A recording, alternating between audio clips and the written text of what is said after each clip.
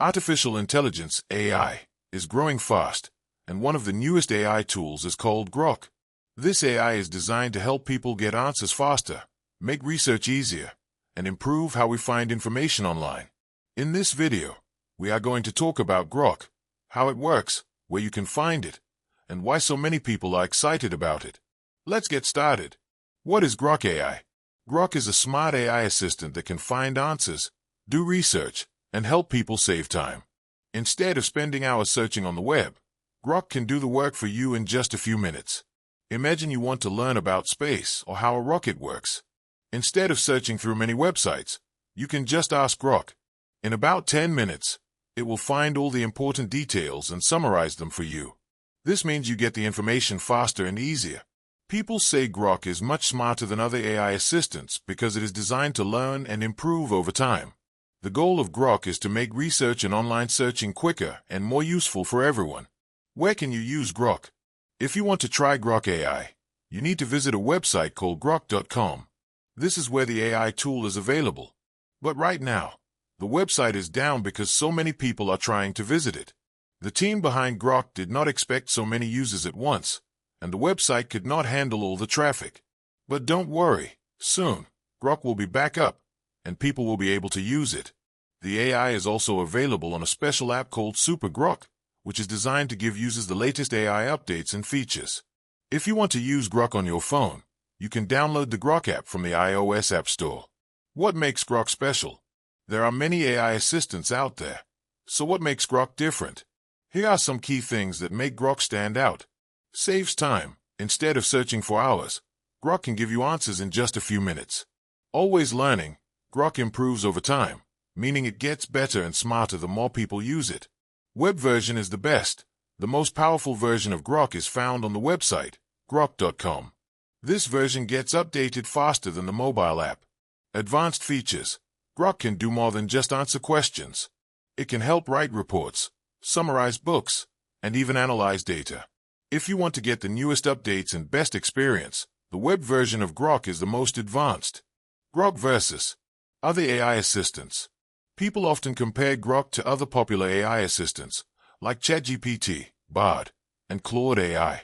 While all these tools help users find information, Grok has some unique advantages. Faster results. Grok is designed to save time by finding information quickly and efficiently. More accurate answers. Many AI assistants can make mistakes, but Grok is focused on providing better and more reliable answers. Smart web searching. Instead of just giving basic answers, Grok scans multiple sources to give the best response.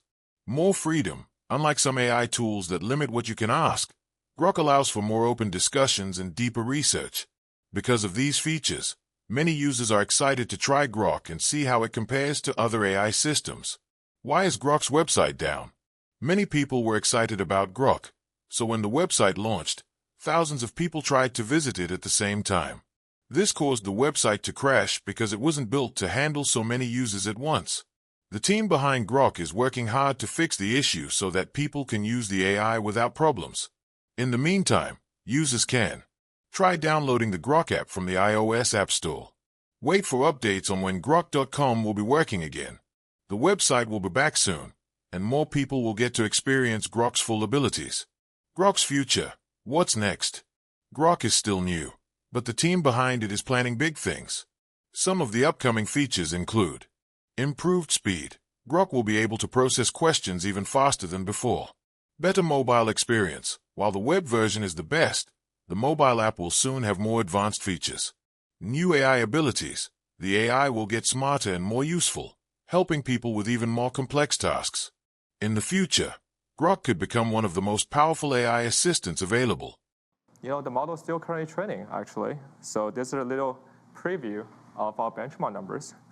So we evaluated Grok 3 on 3 different categories: on general mathematical reasoning, on general knowledge about STEM and science, and then also on computer science, coding. So AIME, American Invitational Math Examination, hosted once a year. And if we evaluate the model performance, we can see that the Grok 3 across the board is in a league of its own. Even its little brother, Grok 3 Mini is reaching the frontier across all the other competitors. So you would say, well, at this point, all these benchmarks, you're just evaluating the memorization of the textbooks, memorization of the GitHub repos.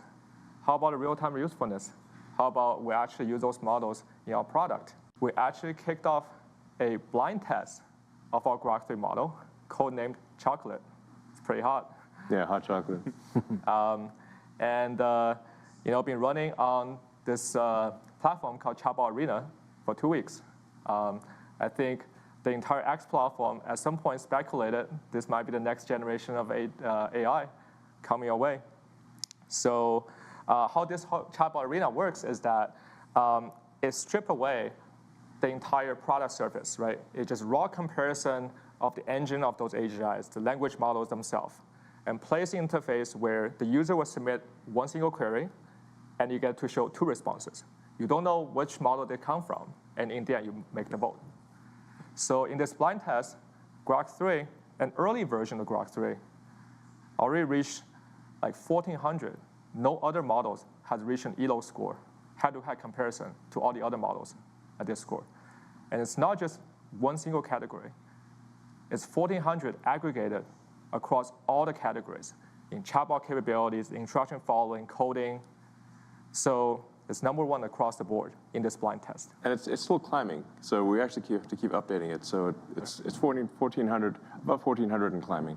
Yeah, and in fact, we have a version of the model that we think is already much better than the one that we tested here. Yeah. We'll see, how far it gets, but that's the one that we're, working on.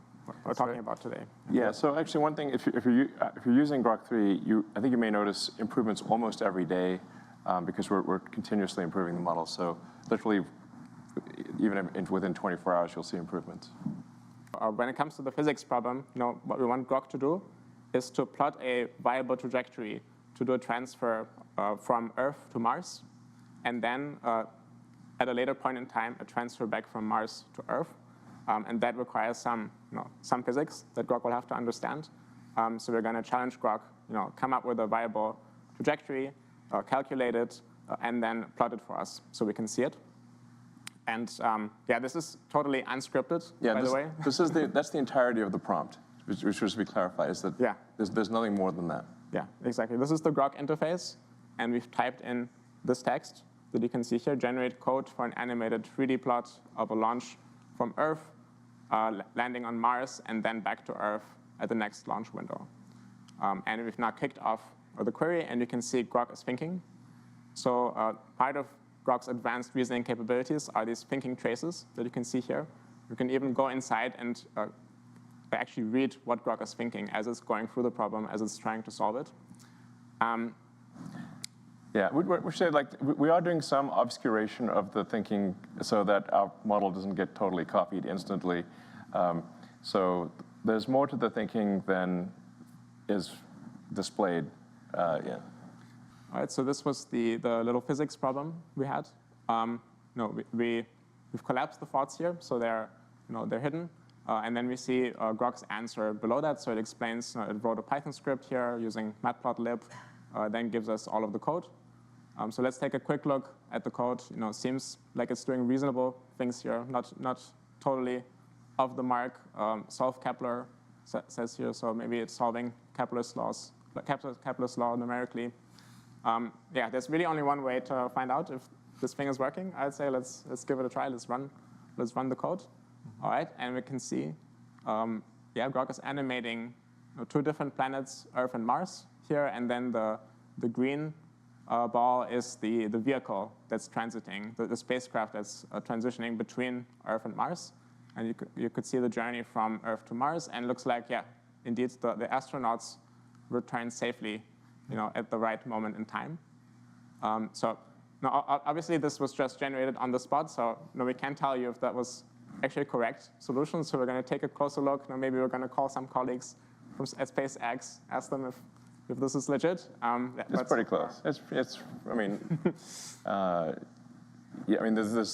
a lot of complexities in the actual orbits that have to be taken into account, but this is pretty close to what it looks like. Awesome.